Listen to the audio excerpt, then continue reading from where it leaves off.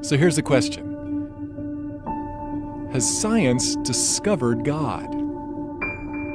Well, Einstein didn't believe it was possible, but Stephen Hawking said it might be the greatest scientific discovery of all time. So, what discovery has baffled the greatest scientific minds of the past century, and why has it caused them to rethink the origin of our universe? Well, new and more powerful telescopes have unlocked mysteries about our universe never before revealed, giving us amazing new scientific insight into the origin of life.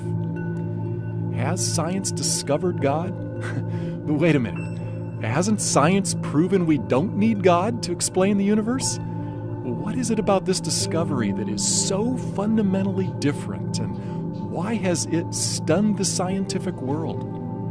Well, this discovery, along with what molecular biologists have learned about the sophisticated coding within DNA, have many scientists now admitting that the universe and life itself appear to be part of a grand design.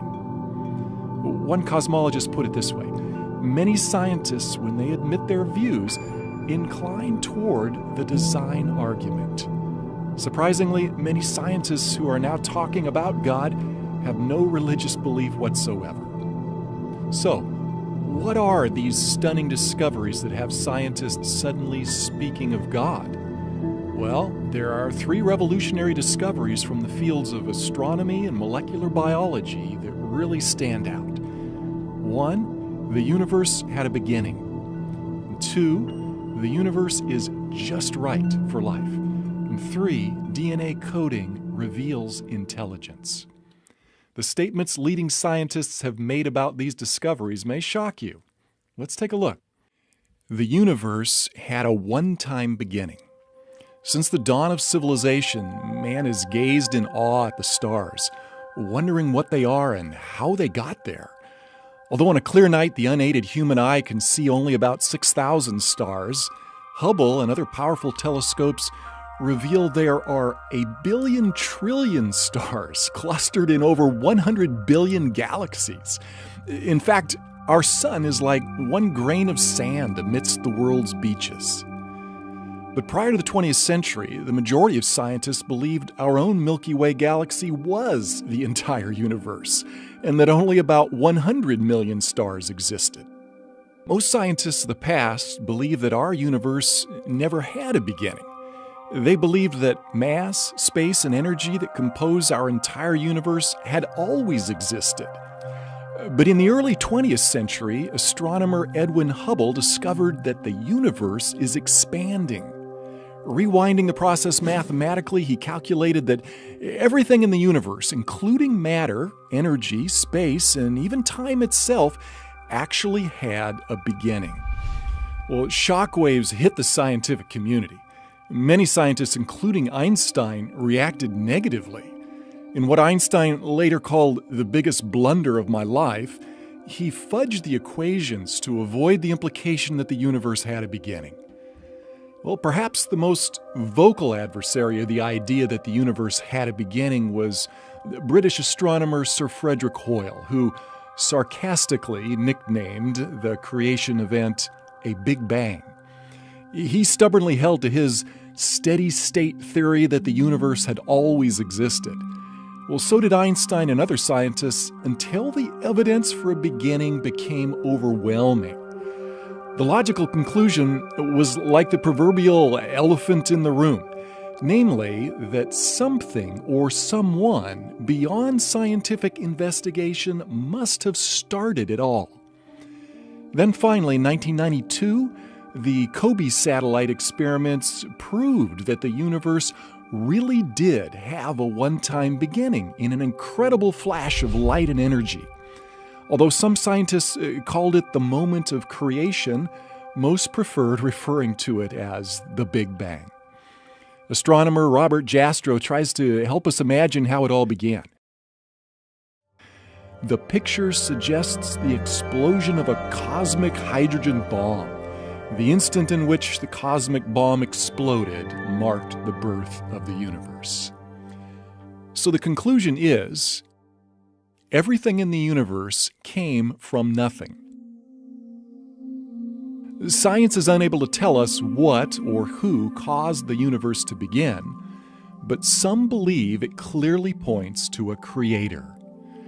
British theorist Edward Milne wrote a mathematical treatise on relativity, which concluded by saying, "As to the first cause of the universe, in the context of expansion, that is left to the reader to insert, but our picture is incomplete without him." Another British scientist, Edmund Whittaker, attributed the beginning of our universe to divine will constituting nature from nothingness. Many scientists were struck by the parallel of a one-time creation event from nothing with the biblical creation account in Genesis 1:1. Prior to this discovery, many scientists regard the biblical account of creation from nothing as unscientific. Although he called himself an agnostic, Robert Jastrow was compelled by the evidence to admit, "Now we see how the astronomical evidence leads to a biblical view of the origin of the world." Another similar statement came from agnostic George Smoot, the Nobel Prize-winning scientist in charge of the Kobe experiment. He put it like this: "There is no doubt that a parallel exists between the Big Bang as an event and the Christian notion of creation from nothing." Scientists who used to scoff at the Bible's account of creation are now admitting that the biblical concept of creation from nothing has been right all along. Cosmologists who specialize in the study of the universe and its origins soon realized that a chance cosmic explosion could never bring about life any more than a nuclear bomb would, unless it was precisely engineered to do so. And that meant a designer must have planned it. They began using words like super intellect, creator, and even supreme being to describe this designer. Why is this? Because the universe is finely tuned for life. Physicists calculated that for life to exist, gravity and the other laws of physics that govern our universe needed to be intricately tuned just right, or our universe couldn't exist. For instance, did you know that if the expansion rate of the universe had been slightly weaker, gravity would have pulled all matter back into a big crunch?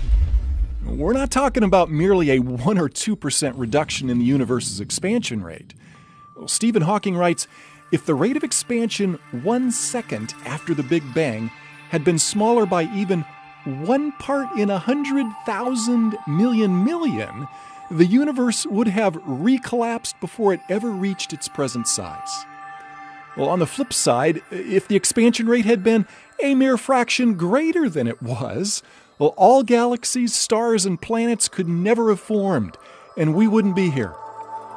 And for life to exist, the conditions in our solar system and our own planet also need to be just right. For example, we all realize that without an atmosphere of oxygen, none of us would be able to breathe. And without oxygen, water couldn't exist. Without water, there would be no rainfall for our crops. Other elements such as hydrogen, nitrogen, sodium, carbon, calcium, and phosphorus are also essential for life. But that alone is not all that's needed for life to exist. The size, temperature, relative proximity, and chemical makeup of our planet, sun, and moon also need to be just right. And there are dozens of other conditions that needed to be exquisitely fine-tuned, or we wouldn't be here to think about it. Scientists who believe in God may have expected such fine-tuning, but atheists and agnostics were unable to explain the remarkable, quote-unquote, coincidences. Theoretical physicist Stephen Hawking, an agnostic, writes, "The remarkable fact is that the values of these numbers seem to have been very finely adjusted to make possible the development of life." It all brings us to one question: the universe, accident or miracle? But couldn't this fine-tuning be attributed to chance? After all, odds makers know that even long shots can eventually win at the racetrack. And against heavy odds, lotteries are eventually won by someone. So, what are the odds against human life existing by chance from a random explosion in cosmic history? Well, for human life to be possible from a big bang utterly defies the laws of probability. One astronomer calculates the odds at less than one chance in a trillion.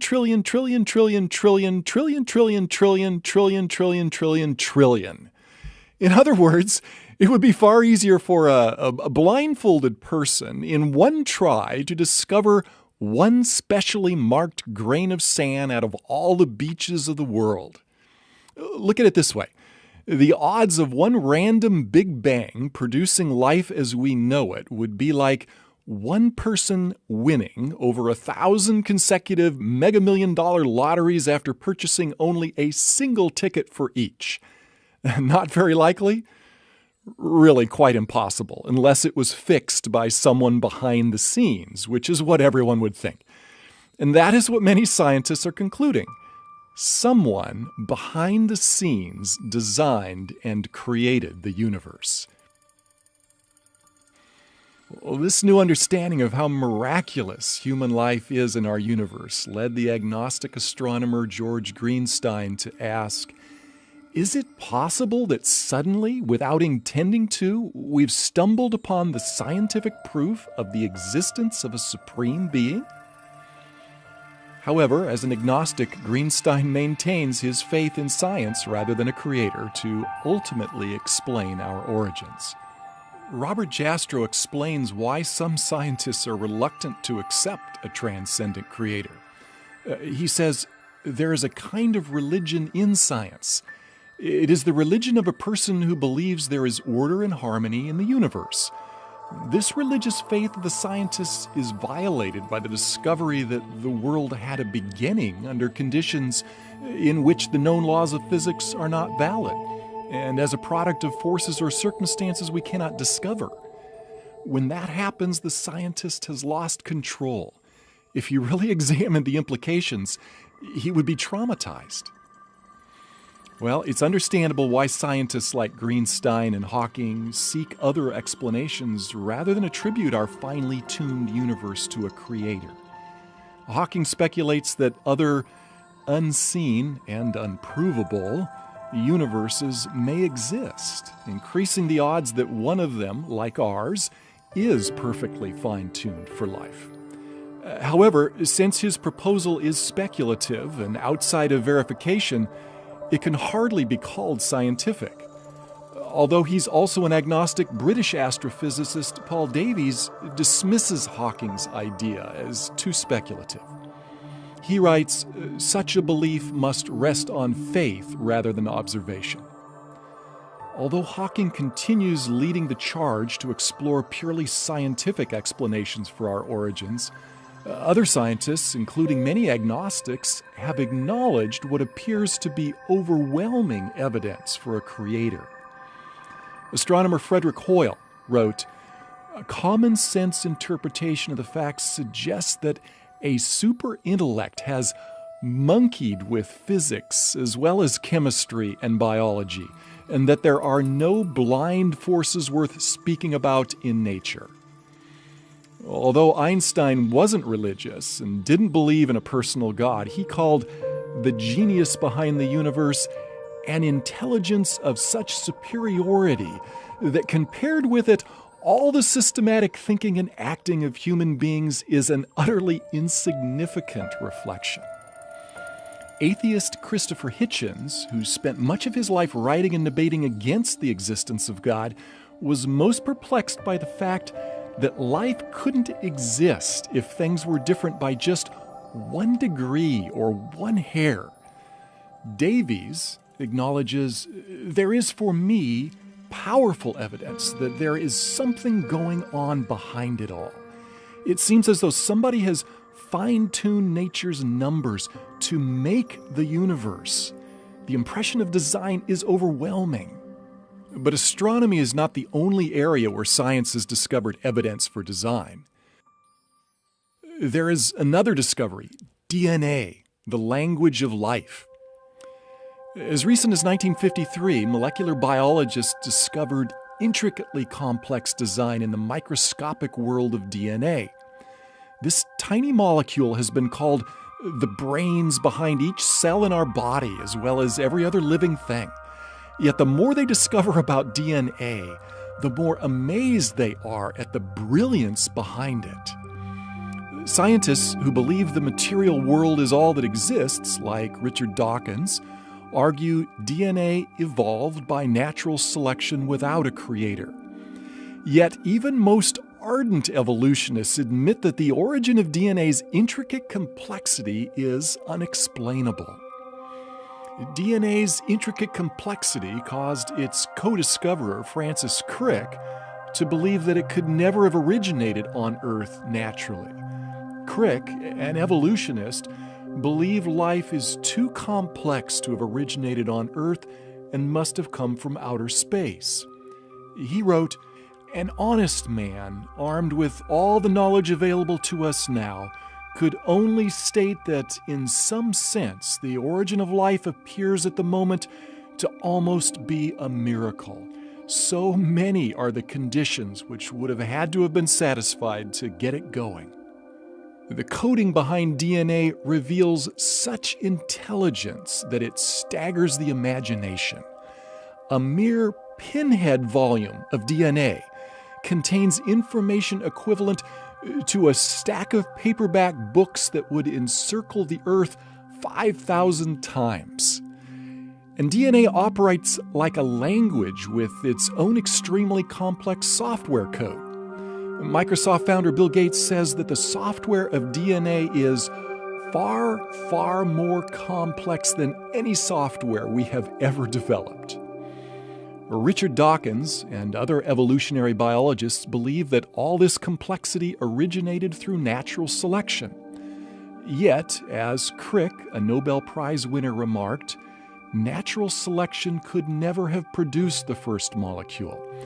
Many scientists believe that the coding within the DNA molecule points to an intelligence far exceeding what could have occurred by natural causes.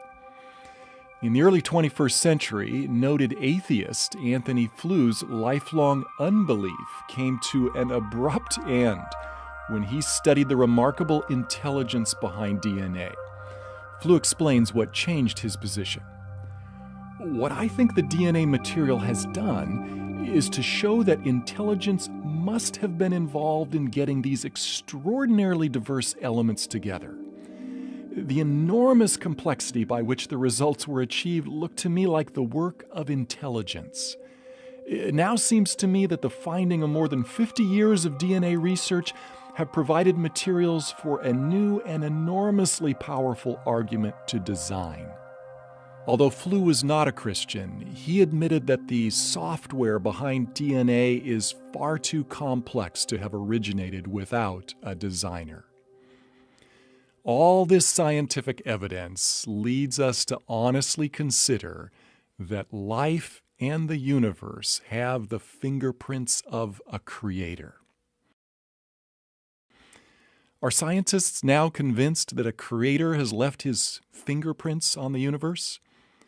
Although many scientists are still bent on squeezing God out of the universe, most recognize the religious implications of these new discoveries.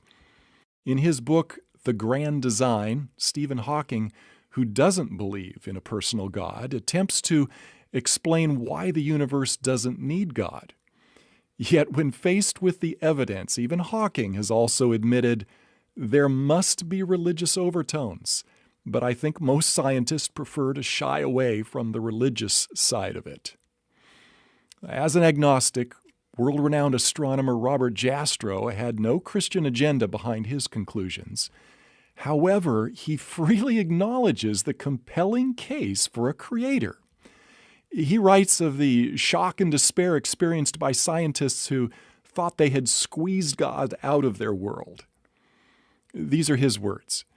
"For the scientist who has lived by his faith in the power of reason, the story ends like a bad dream. He has scaled the mountains of ignorance. He's about to conquer the highest peak. And as he pulls himself over the final rock, he is greeted by a band of theologians who have been sitting there for centuries. So, what if, after all, there is a creator? If there is a superintelligent creator, the question arises, what is he like? Is he just some cosmic force like in Star Wars, or is he a personal being like us? Well, since we're personal and relational beings, wouldn't the one who created us also be personal and relational? Many scientists, like Arthur L. Shavlov, professor of physics at Stanford University and winner of the Nobel Prize in Physics, believe that these new discoveries provide compelling evidence for a personal God. He writes, "It seems to me that when confronted with the marvels of life in the universe, one must ask why and not just how. The only possible answers are religious. I find a need for God in the universe and in my own life." If God is personal, and since He has given us the ability to communicate, wouldn't we expect Him to communicate with us and let us know why we are here? Well, as we've seen, science is unable to answer questions about God and the purpose for life. However, since the Bible was right about creation from nothing, might it also be trustworthy regarding God, life, and purpose? 2,000 years ago, a man set foot on our planet who claimed to have the answer to life. Although his time on Earth was brief, his impact changed the world and is still felt today. His name is Jesus Christ. The eyewitnesses to Jesus Christ tell us that He continually demonstrated creative power over nature's laws. They tell us He was wise, humble, and compassionate. He healed the lame, deaf, and blind. He stopped raging storms instantly, created food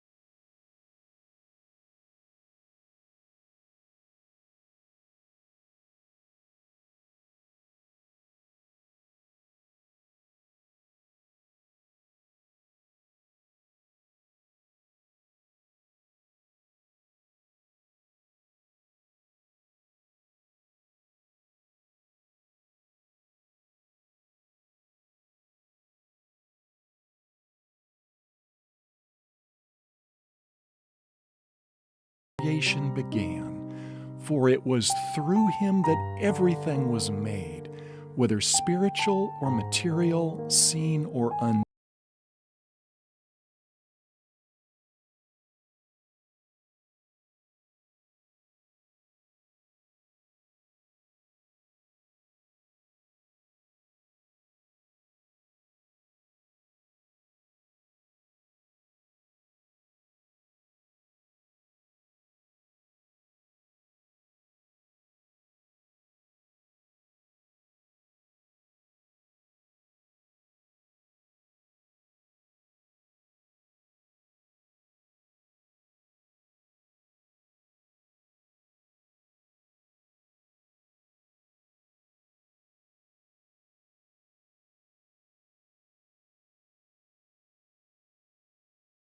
And it was necessary for Him to rise from the dead so that we too could have life after death.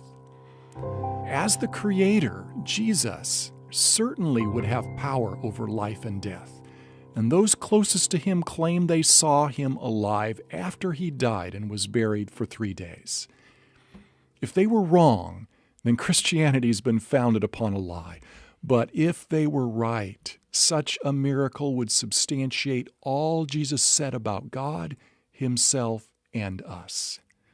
But must we take the resurrection of Jesus Christ by faith alone, or is there solid historical evidence? Several skeptics began investigations into the historical record to prove the resurrection account false. What did they discover? Let me invite you to click on the link below to take a closer look at the evidence for the most fantastic claim ever made, the resurrection of Jesus Christ from the dead.